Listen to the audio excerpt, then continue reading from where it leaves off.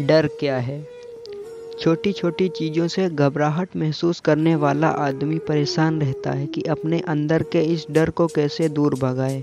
कई लोगों के मन में हर चीज़ को लेकर डर बैठ जाता है। उन्हें जीवन एक बहुत ही बड़ी चुनौती लगने लगती है।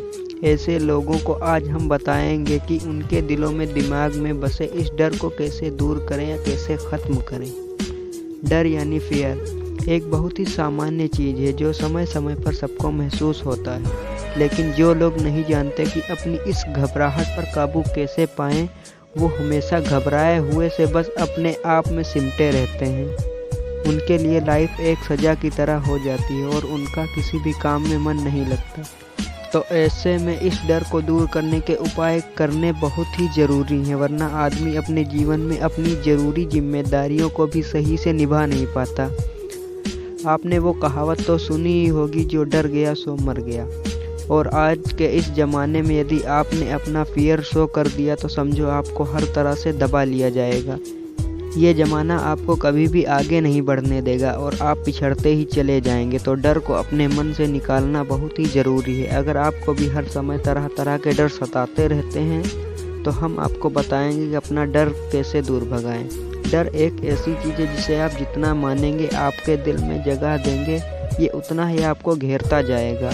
इसलिए इसे अपने चारों तरफ ऐसा जाल ना बुनने दें जिससे आप निकल ही ना पाओ। हम आपको डर दूर करने के तरीके बताएंगे, पर चलिए पहले जानते हैं कि डर क्या है, होता क्या है, क्यों होता है और कितने प्रकार का होता है। डर, घबराहट, ये सब एक ही चीज़ें हैं। डर असल में एक प्रतिक्रिया होती है जो हमारी मनोदशा के रूप में सामने आता है। अलग अलग स्थितियों में हमारे मन और शरीर की प्रतिक्रियाएं अलग अलग होती हैं। जैसे ही हमारे दिमाग से शरीर को संकेत मिलता है कि कुछ खतरा हो सकता है, तो शरीर अपनी अलग प्रक्रिया देता है। जैसे हाथ पैर कांपने लगना, सांस भारी हो जाना, दिल की धड़कन तेज हो जाना और कभी कभी चक्कर आ जाना। इन शारीरिक लक्षणों के साथ साथ हमारी मानसिक हालत भी कमज़ोर हो जाती है। हमें ऐसा लगता है जैसे हम कुछ कर ही नहीं पाएंगे और हम ऐसी स्थिति से बचने के लिए भाग लेना चाहते हैं। इसी भावना को डर कहते हैं। इसीलिए हम ऐसी चीज़ों से, लोगों से और मुसीबतों से बचना चाहते हैं जिनसे हमें डर महसूस होता है। पर क्या आपको पता है कि इन डर वाली स्थितियों से बचने के चक्कर में हम अपने अंदर के डर को और ज़्यादा बढ़ा लेते हैं। अगर उसी वक्त मुसीबत का सामना कर लिया जाए तो जीवन भर आप उसके डर से मुक्त रहेंगे और आप में एक आत्मविश्वास आ जाएगा।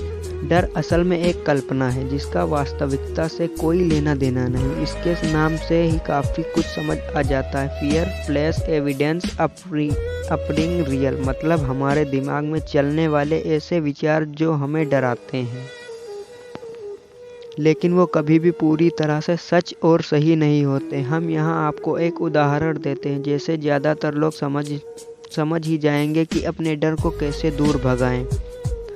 क्योंकि यकीन मानिए 90% डर के मामलों में हम बिना बात ही डरते हैं। हमें डरने की ज़रूरत ही नहीं होती। मान लीजिए आपको किसी के साथ बाइक पर बैठकर जाना, आप उसके साथ जाने से पहले ही सोचकर डरते हैं कि कहीं वो मुझे गिरा ना दे और मैं मर ना जाऊं।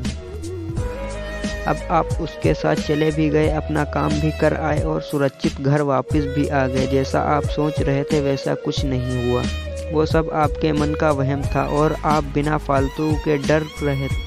तो बताइए, डर डर के जीने से क्या फ़ायदा। इसीलिए जो लोग हमेशा इस उलझन में रहते हैं कि अपने दिल से इस डर को कैसे दूर करें या किसी तरह के घबराहट दूर करने के उपाय तरीके खोजते फिर रहे हैं, उनसे हमारा यही कहना कि 90% से ज़्यादा डर झूठे होते हैं। इनसे डरना नहीं चाहिए। ऐसे विचारों को हवा में उड़ाना सीखिए। अब बात आती है कि आखिर हमें डर क्यों लगता है, हम क्यों घबराते हैं, फियर फील करने के कारण क्या हैं।